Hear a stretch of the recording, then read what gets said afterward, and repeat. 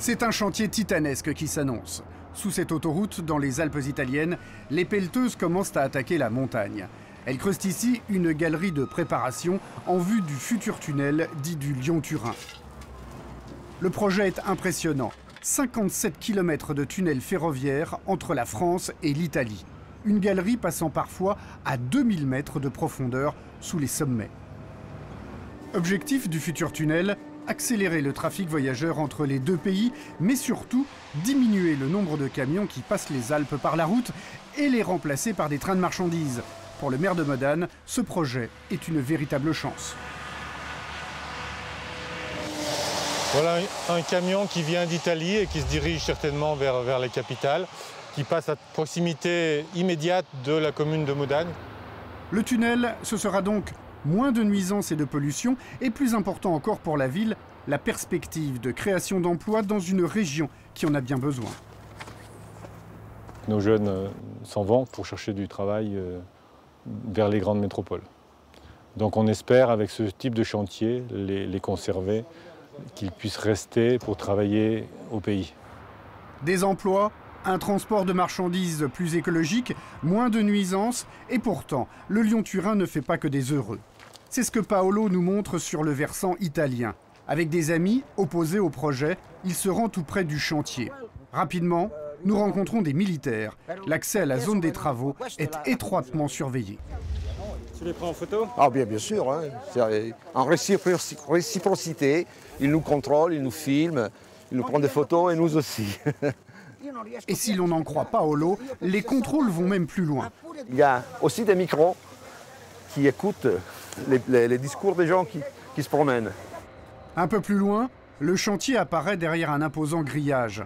Si les travaux sont aussi sécurisés, c'est que le Lyon-Turin est un sujet sensible dans cette région. Les NOTAV, les anti-TGV en italien, s'opposent au projet. Il y a même eu des affrontements violents entre police et certains éléments radicaux. Cela fait plus de 20 ans que les NOTAV rejettent le projet de tunnel. Ils se retrouvent régulièrement pour aborder le problème dans des petites cabanes comme celle-ci, des présidios. Bienvenue. Selon eux, le projet est faussement écologique. Les travaux empiéteront sur les terres agricoles, vont produire des déblais et nuire à la faune locale. Mais plus encore, pour ses opposants, ce projet est coûteux et inutile. Il n'y a aucune raison de gaspiller des milliards d'euros quand on peut en dépenser quelques centaines de millions pour améliorer la ligne existante. Voilà pourquoi les opposants ne décolèrent pas. Il y a déjà une ligne ferroviaire entre la France et l'Italie. Les camions embarquent sur des wagons spéciaux, direction le tunnel du Mont-Cenis qui franchit la frontière. Selon les NOTAV, cette ligne qui fonctionne très bien est parfaitement suffisante et ne nécessite que quelques investissements pour l'optimiser. Faux, répondent les défenseurs du Lyon-Turin, pour qui le tunnel du Mont-Cenis, datant du 19e siècle, est archaïque. Il y a des pentes importantes qui font que les trains de marchandises doivent être découplés, doivent être tractionnés par 3 locomotives, 2 qui poussent et 1 qui tire, et que, naturellement, les conditions de compétitivité des trains de marchandises et du fret sont détériorées. Moins nombreux que leurs homologues italiens, les opposants français défendent eux aussi bec et ongle le tunnel existant.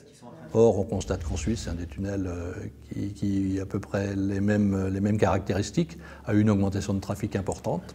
En France, la ligne existante a transporté beaucoup de camions par le passé, et son trafic a baissé pour des raisons de mauvaise organisation, ça on peut le dire très clairement. À l'origine, le Lyon-Turin a été pensé pour répondre à un accroissement du trafic marchandises à travers les Alpes. Mais depuis une dizaine d'années, les échanges entre la France et l'Italie stagnent, voire diminuent. Alors, pourquoi creuser un nouveau tunnel si les échanges n'augmentent pas, disent les uns? Un tunnel moderne et performant permettrait justement d'attirer le trafic marchandises, répondent les autres. Pour y voir plus clair, nous avons posé la question à un spécialiste des transports. Pour lui, un tunnel flambant neuf peut améliorer la situation, mais non la révolutionner. À très long terme, l'économie italienne n'est pas en très grande forme. La population italienne vieillit beaucoup plus vite que la population française. Le taux de natalité y est fortement inférieur. Donc, si on voit les choses à 20 ou 30 ans, l'Italie n'est pas un partenaire économique majeur. Les Alpes auront-elles un nouveau tunnel pour les trains de marchandises?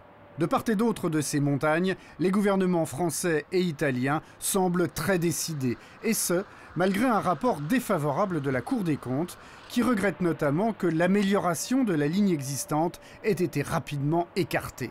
De plus, ce rapport dénonce la dérive des coûts prévisionnels.